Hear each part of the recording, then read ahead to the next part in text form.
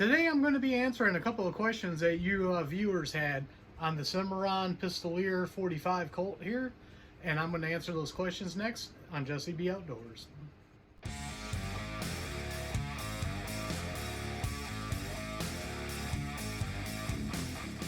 Welcome back, everybody, and don't forget to like, share, and subscribe. Hit that notification bell and leave a comment down below if you like videos like this. So I had a few questions on the Cimarron Pistoleer here in 45 Colt. Some were on the unboxing when I got it back from the factory, and some were on the first shots when I got it back from the factory. So I figured it was easier just to go ahead and make a video on it to answer your guys' questions. Now I just cleaned this gun, so it's nice and clean. I didn't clean it when I sent it to the factory. I wanted it left the way it was when it was misfiring on me. That way the gun was completely like it was when it got sent there. That way they could figure out what was wrong with it. So after I fired the 50 rounds when it came back, I just cleaned it. Now let's take it over to the table here and answer some of your questions. Now before we do anything, I want to go ahead and safety check this gun just so people know. This gun is unloaded here. You can see there in the chambers, nothing in there. This gun is completely safe with no rounds in it. So I'm going to put the gun down here. And the first thing I want to go over is, this is my first single action gun like this. No, I'm not used to it. No, I didn't grow up with these guns. I'm learning on this. So what you guys tell me, I appreciate the help and everything. I just want to let everybody know I am not an expert on these. I'm not a historian. I can't go through the history of everything on them. But I can tell you, I do enjoy this gun and firing it. Now, the first thing I've had somebody say about this, and these were from people who are not subscribed to me, but they viewed my videos. They tried to tell me this is not a 3-click. There's no such thing as a 3-click. Nobody's made a 3-click.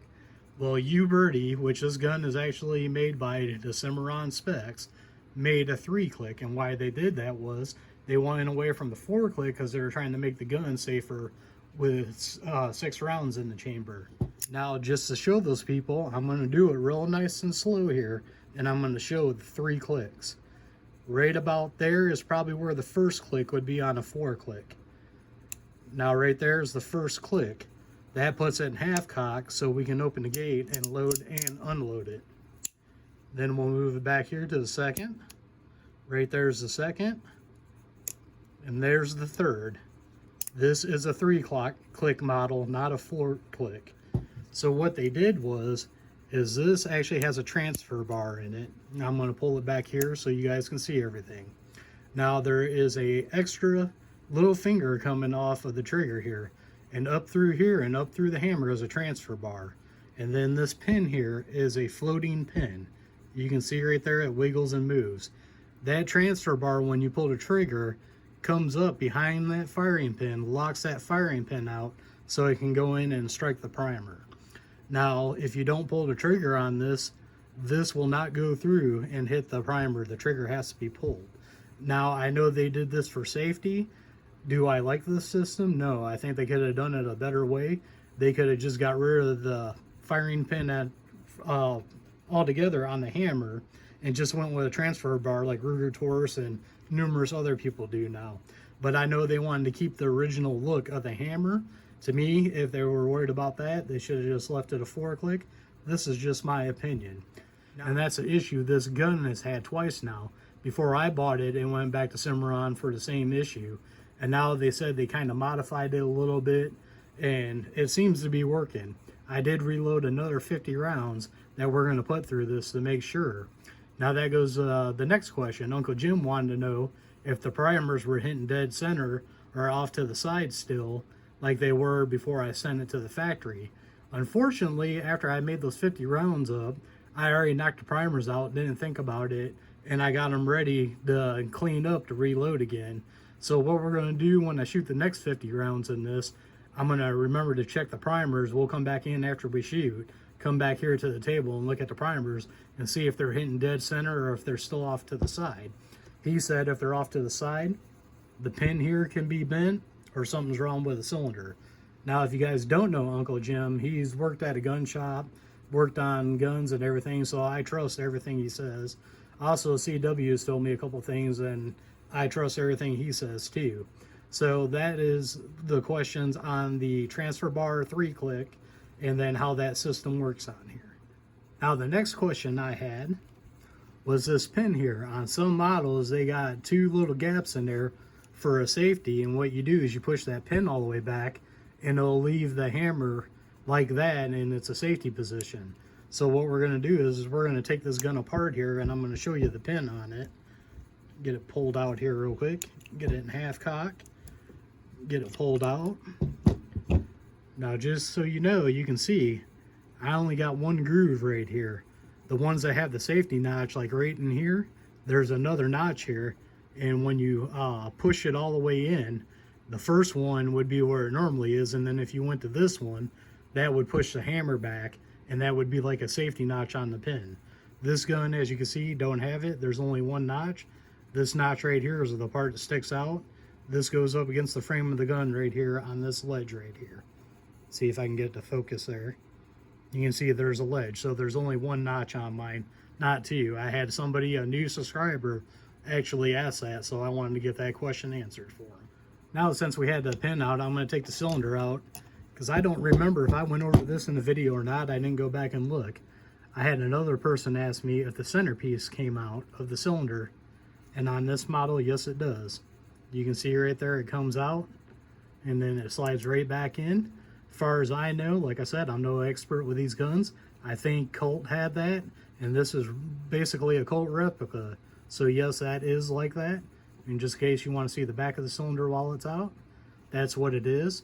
And yes, I did mic the chambers on this, and they are 452, which I'm glad, because that's the only sizer I have for 45 is 452. So that works out perfect, that this and my Ruger Blackhawk, both chambers size out to 452. Gotta love that when you cast your own bullets.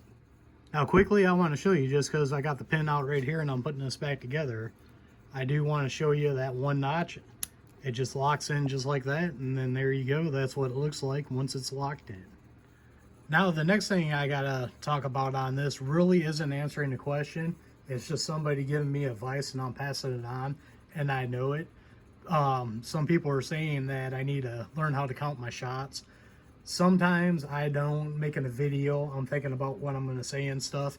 And yes, I lose track of how many shots I fired on this.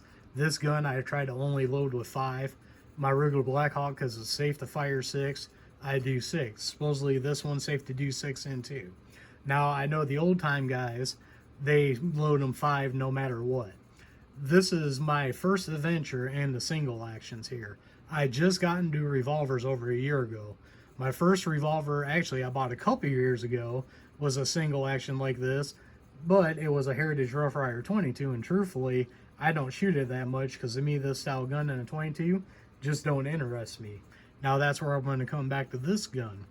I didn't get into shooting until probably, I want to say, mid-2000s. Back when Obama was president is basically when I got into shooting. So I didn't grow up around guns. But of course, my first gun was my Beretta 92 FS. And then I bought my Glocks. So I'm used to hammer-fired, striker-fired automatics. I'm used to feeling a slide locking back, letting me know I'm out of ammo. So a couple of things that I need to learn, and I'm trying, is I need to slow down with revolvers. Is one thing. I'm used to shooting fast, transitioning between targets with my semi-autos. Also to slow down with these and count the rounds. Now I shoot 6 in a Ruger because it's safe, and like I said, most people, no matter what, they will only load 5. But I just want to let people know that is on me. That's something I need to learn with this. I'm not taking it as you guys attacking me on that. I know the firing pin can break on it.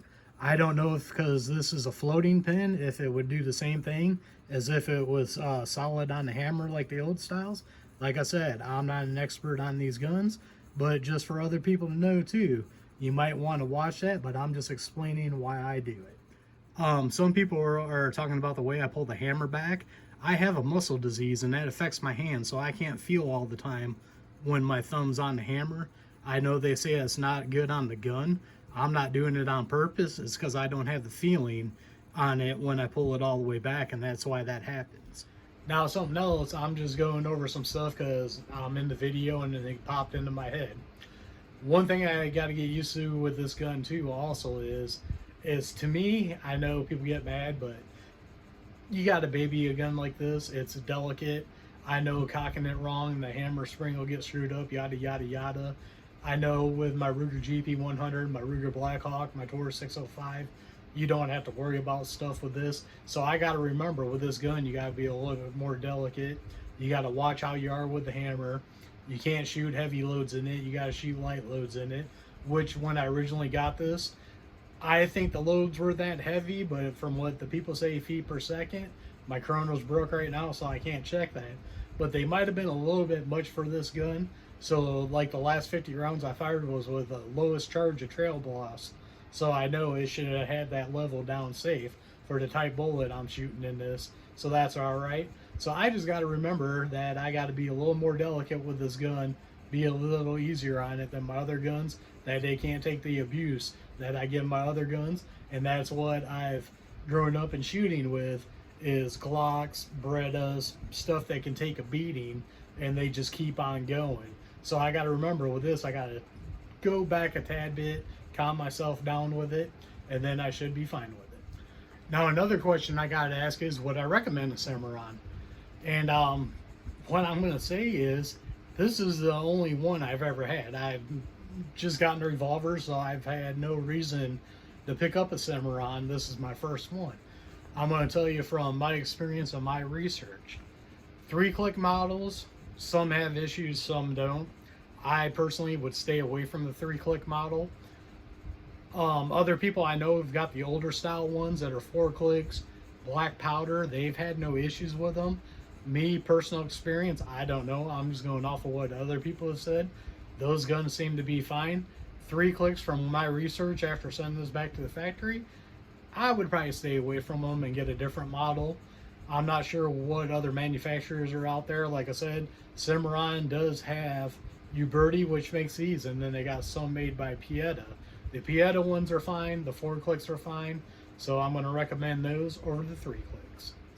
I know somebody told me they make a conversion kit to make the 3 clicks a 4 click, but pretty much from what I saw, everybody's out of them.